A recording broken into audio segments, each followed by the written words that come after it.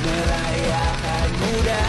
dinobatkan sebagai media sosial yang paling sering digunakan untuk melakukan perundungan atau bullying secara online.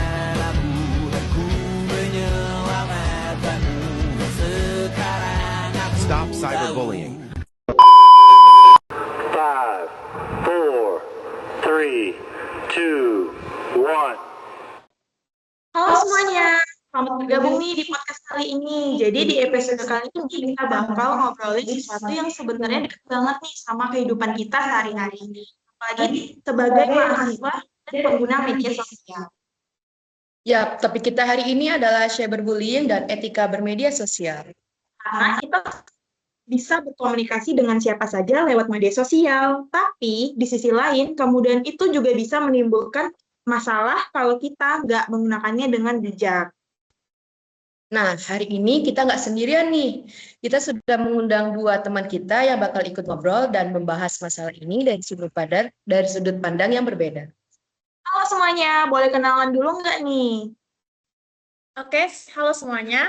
Perkenalkan, aku Okta Dinardianto. Bisa panggil aku Okta. Senang bisa ngikut ngobrol di podcast kali ini. Halo semuanya, aku Desti Mulyani. Semoga obrolan kita hari ini bisa menambah wawasan dan pastinya bermanfaat. Oke, kita langsung masuk ke topiknya ya. Kalau ngomongin cyberbullying, sebenarnya cyberbullying itu apa sih? Kalau sederhananya, cyberbullying itu adalah tindakan menyakiti, mempermalukan, merendahkan, atau mengganggu orang lain yang dilakukan secara teknologi atau media digital. Berarti bentuknya nggak cuma komentar kasar nih ya?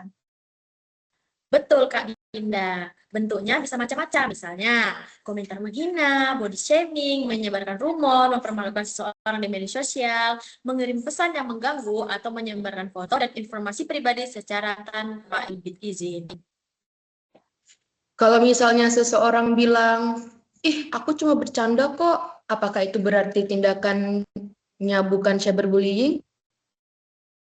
Enggak selalu sih, kita juga harus melihat dampaknya kepada orang lain. Kalau sesuatu yang dianggap bercanda justru membuat orang lain merasa direndahkan, dipermalukan, atau terus-menerus diserang, kita harus mempertimbangkan kembali apakah candaan tersebut memang pantas dilakukan. Nah, biar lebih gampang dipahami, kita kasih contoh kasus sederhana ya. Misalnya ada seseorang nih nge-upload foto di Instagram, kemudian ada orang yang berkomentar, kayak jelek banget, ngapain nih di-upload gitu. Terus ada orang lain yang ikut berkomentar, ya malu-maluin. Nah, kalau komentar seperti itu dilakukan terus-menerus dan bertujuan untuk merendahkan orang tersebut, itu sudah menjadi masalah sih. Tapi biasanya orang yang melakukan malah bilang, kan cuman komentar. Nah, justru itu yang perlu kita sadari di media sosial. Kita sering lupa bahwa di balik akun tersebut ada manusia yang lagi menahan malu, sakit hati, atau tertekan. Dan yang lebih parahnya lagi, komentar di media sosial itu bisa dilihat banyak orang. Jadi satu komentar negatif bisa memicu orang lain untuk ikut mengejek. Kalau dari sisi korbannya sendiri, dampak cyberbullying itu seperti apa sih? Dampaknya bisa berbeda-beda pada setiap orang, tapi korban bisa merasa malu, kehilangan percaya diri, merasa tertekan, atau memilih menjauh dari lingkungan sosial. Berarti sebenarnya kita nggak boleh menganggap komentar di media sosial itu sebagai sesuatu yang sepele ya? Iya, betul. Karena kita nggak tahu kondisi orang yang menerima komentar tersebut. Bagi kita mungkin cuma mengetik beberapa kata, tapi bagi orang lain dampaknya bisa jauh lebih besar. Apalagi kalau kontennya sudah disebarkan ke banyak orang ya.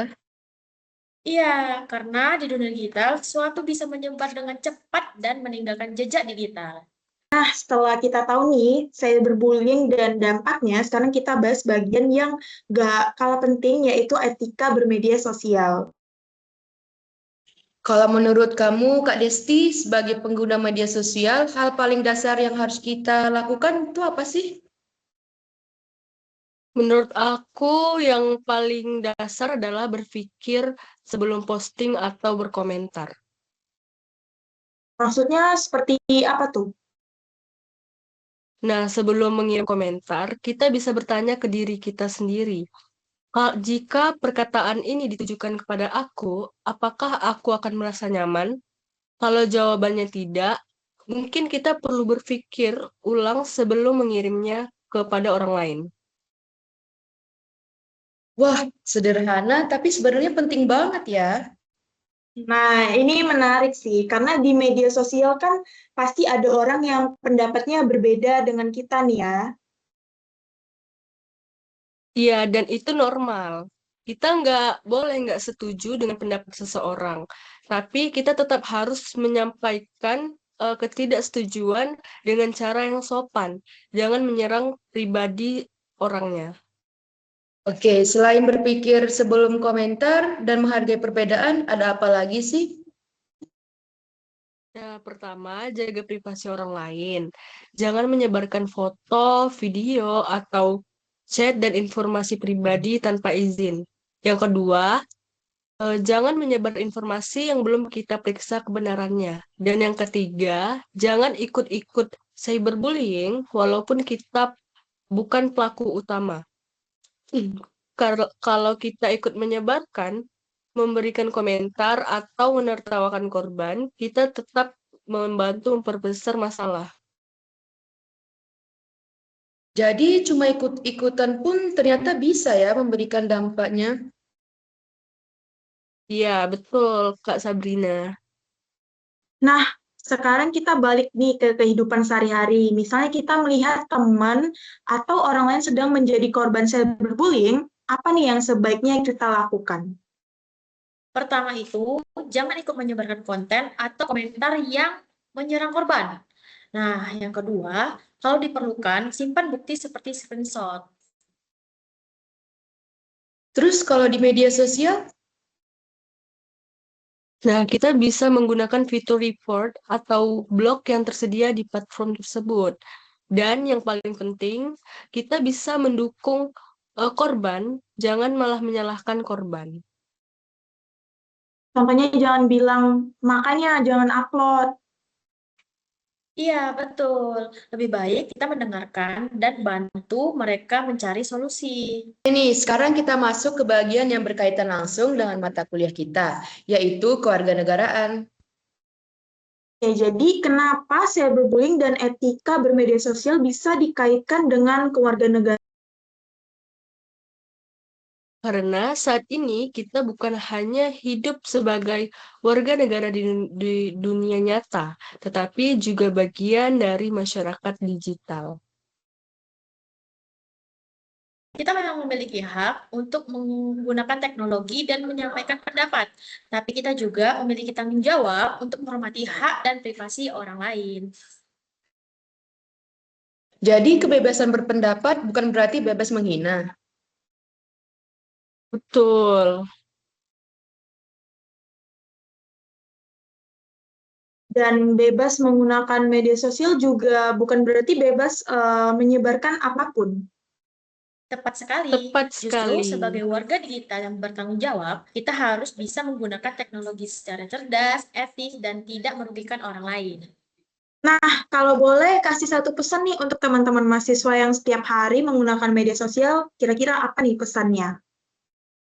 Pesan dari aku bisa jangan menganggap remeh perkataan yang kita tulis di internet. Pikirkan dampaknya sebelum kita mengirim atau membagikannya. Dan jangan takut untuk melaporkan atau membantu ketika melihat cyberbullying, karena kita semua punya peran untuk menciptakan ruang digital yang lebih aman.